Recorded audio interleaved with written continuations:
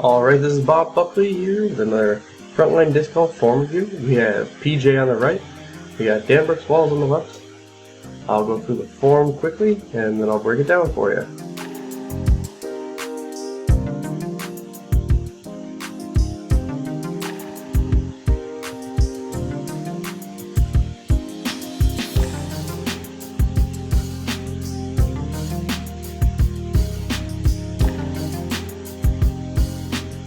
Okay, so overall I don't think that PJ's form is too bad. I think he's on the right track with a few slight tweaks. I think we can get him in good shape. So, first thing I would say is slow down. I had to slow down the video a lot in order to get it to match up with Dan's. Speed does not equal distance. Getting the correct form is key to distance, and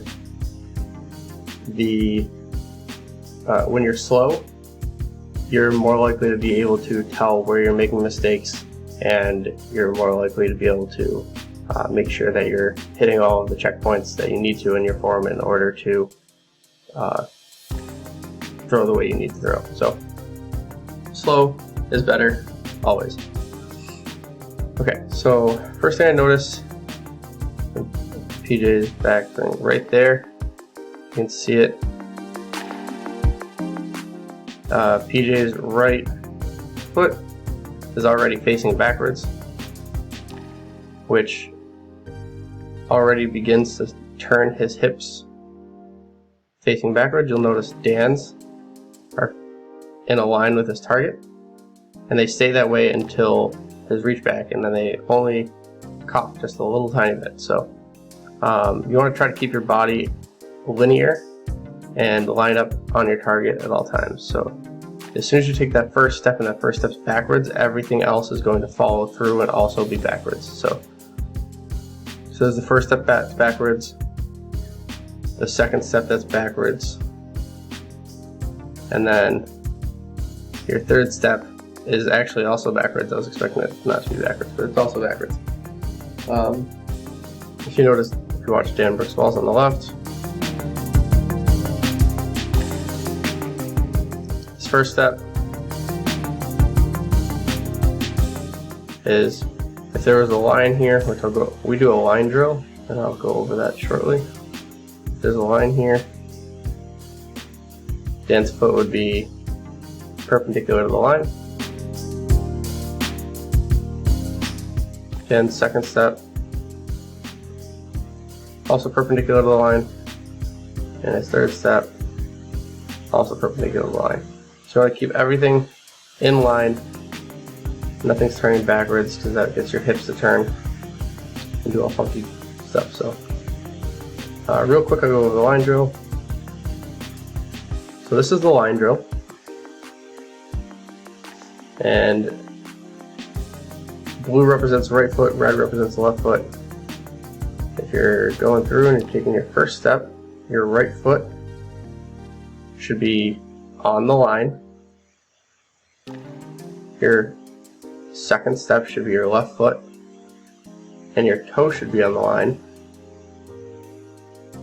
And then your third step should be your right foot again, and your heel is on the line. And then as your right foot comes forward, you should be doing a reach back. And then your reach back should also be straight back on the line, and your pull through should also be straight through on the line. So if we keep everything in a linear motion, we should find more accuracy as well. So next thing I check for is that front foot. As that front foot is coming forward for the third step, we should see you start your reach back, and it looks good. So reach back is starting, third step is starting at the same time. It should look it's the same motion, which it is.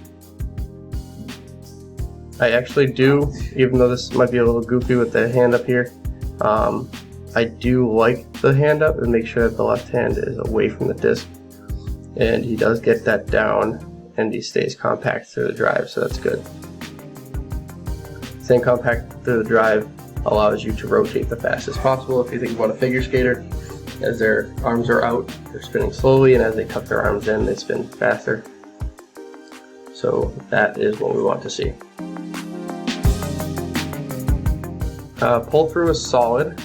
As you see, he reaches straight back. He's got a nice straight reach back, as does Dan. And it doesn't look like his reach back is coming over here, like it's too far rotated or under rotated. Looks like it's straight reach back. And as he pulls through, he remains to be straight. The only issue I see here is that as he gets here, he opens up and he starts to throw. So he doesn't get into the power pocket. And what I mean by the power pocket is, if you watch Dan here on the left, we call this area right here the power pocket. And at that point, that's when your wrist cocks itself. And that's where you get all your spin from and your power from. So in order to maximize power, we want to see that power pocket there, which PJ is almost at it. He just opens up his shoulders just a tiny bit.